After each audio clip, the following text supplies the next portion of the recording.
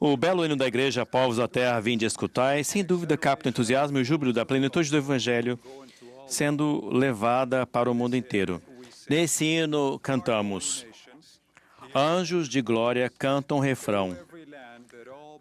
Eis povos da terra, vinde escutai, os mensageiros de nosso Pai. Anjos de glória cantam refrão. Eis a restauração. Louis F. Monk, o autor desse jubiloso texto, era um converso alemão que escreveu a inspirada letra do hino enquanto morava na Suíça, durante seu serviço como missionário de tempo integral na Europa. A alegria que emana do privilégio de testemunhar o impacto mundial da restauração é claramente expressa nas seguintes palavras do hino: povos que estavam na escuridão, hoje se alegram na salvação. A longa noite já terminou e a alva, enfim, raiou.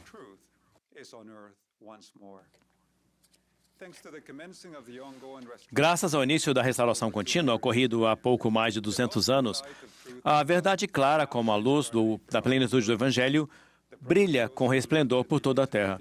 O profeta Joseph aprendeu em 1820, assim como milhões de outros desde aquela época, que Deus a todos dá sabedoria, liberalmente, sem repreensão.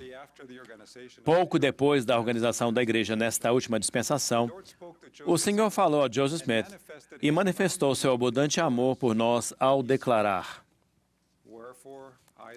portanto, eu, Senhor, conhecendo as calamidades que adivinham aos habitantes da terra, chamei meu servo Joseph Smith Jr., e falei-lhe do céu e dei-lhe mandamentos, para que o meu eterno convênio seja restabelecido, para que a plenitude do meu evangelho seja proclamada pelos fracos e pelos simples aos confins da terra. Pouco depois de essa revelação ter sido recebida, começaram a ser chamados missionários, os quais foram enviados a muitas nações do mundo. Assim como havia previsto o profeta Nefi, a mensagem do Evangelho restaurado começou a ser pregada entre todas as nações, tribos, línguas e povos.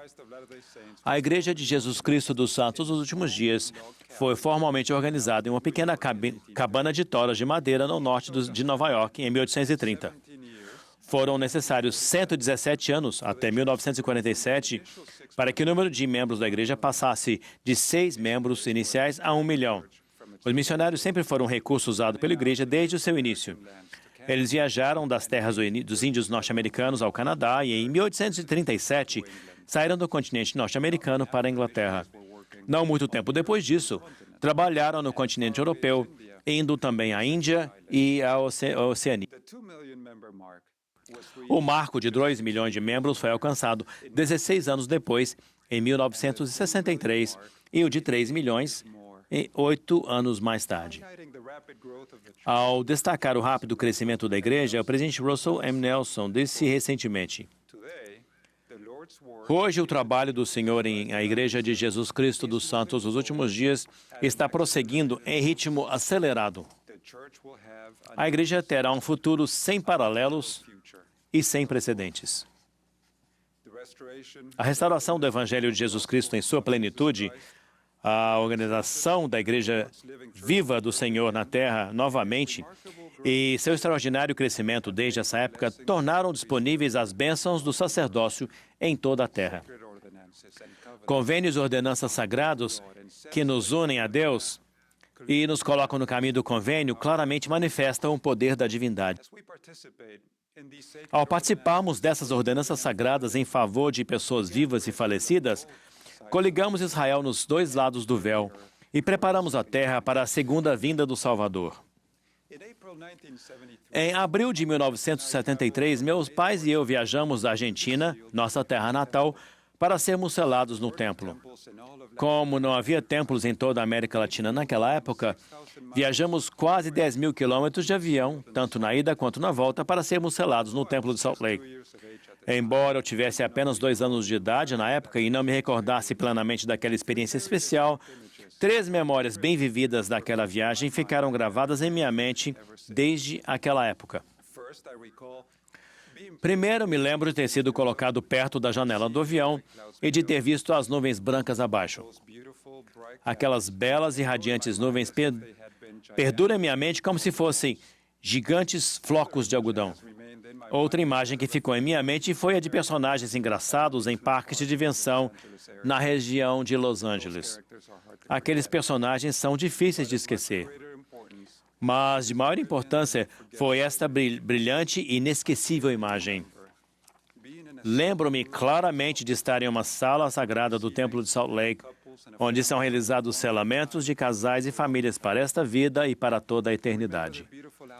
Lembro-me de estar do belo altar do templo e recordo a brilhante luz do sol que entrava através da janela da sala. Senti então, e continuo a sentir desde aquela época, o calor, a segurança e o consolo da clara luz do Evangelho. Tive sentimentos semelhantes em meu coração 20 anos mais tarde, quando entrei no templo para ser selado novamente. Dessa vez, quando minha noiva e eu fomos selados para esta vida e para toda a eternidade. No entanto, nessa ocasião, não precisamos viajar milhares de quilômetros, porque o Templo de Buenos Aires, Argentina, já havia sido construído e dedicado. E ficava a uma pequena distância de carro de nossa casa. 22 anos após nosso casamento e selamento, tivemos a bênção de retornar àquele mesmo templo, mas dessa vez com nossa linda filha. E fomos selados como família para esta vida e para toda a eternidade. Ao refletir sobre esses momentos extremamente sagrados de minha vida, sinto-me tomado de profunda e duradoura alegria. Senti e continuo a sentir o amor de um Pai Celestial compassivo, que conhece nossas necessidades individuais e nossos desejos sinceros. Ao falar sobre a coligação de Israel nos últimos dias, o Senhor Jeová disse: "Porei a minha lei no seu interior e a escreverei no seu coração. E lhes serei por Deus, e eles me serão por povo." Sinto-me eternamente grato pelo fato de que, desde tenra idade, a lei do Senhor começou a ser gravada profundamente em meu coração, por meio de ordenanças sagradas em sua casa santa. É essencial que saibamos que Ele é nosso Deus, que somos seu povo, e que sejam quais forem as circunstâncias que nos envolvem, se formos fiéis e obedecermos aos convênios que fizemos, cada um de nós pode ser envolvido pelos braços do seu amor. Na sessão geral das mulheres da Conferência Geral de outubro de 2019, o presidente Nelson disse: "Todo o nosso empenho em ministrar ao próximo, proclamar o Evangelho, aperfeiçoar os santos e redimir os mortos nos conduz ao Templo Santo." Além disso, nessa mesma Conferência Geral, o presidente Nelson ensinou: "É claro que o símbolo máximo da restauração é o Templo Sagrado. Suas ordenanças e seus convênios sagrados são fundamentais para que o povo esteja preparado para receber o Senhor em sua segunda vinda." A restauração contínua foi marcada pela construção e dedicação de templos em ritmo acelerado. Ao coligarmos os dois lados do véu, a fazermos sacrifícios para servir e tornar o templo o ponto central de nossa vida, o Senhor está realmente nos edificando. Ele está edificando seu povo do convênio. A verdade clara como a luz do Evangelho pleno de Jesus hoje é pregada para milhões em todas as nações. Testifico que a clara luz do Evangelho brilha radiante por toda a igreja hoje. A obra maravilhosa é um assombro predita pelo profeta Isaías e vista por Nefi está acontecendo em ritmo acelerado, mesmo nesses dias desafiadores. Tal como Joseph Smith profeticamente afirmou, o estandarte da verdade foi erguido.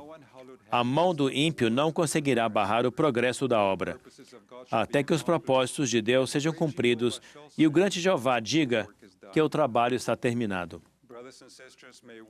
Irmãos e irmãs, estejamos dispostos e decidamos hoje que nos empenharemos em nossa família para ouvir a voz do céu. Sim, a voz do Salvador. Façamos e cumpramos convênios com Deus, os quais nos firmarão no caminho que nos conduz de volta à presença dEle. E nos regozijaremos com as bênçãos da gloriosa e clara luz de seu Evangelho. Em nome de Jesus Cristo. Amém.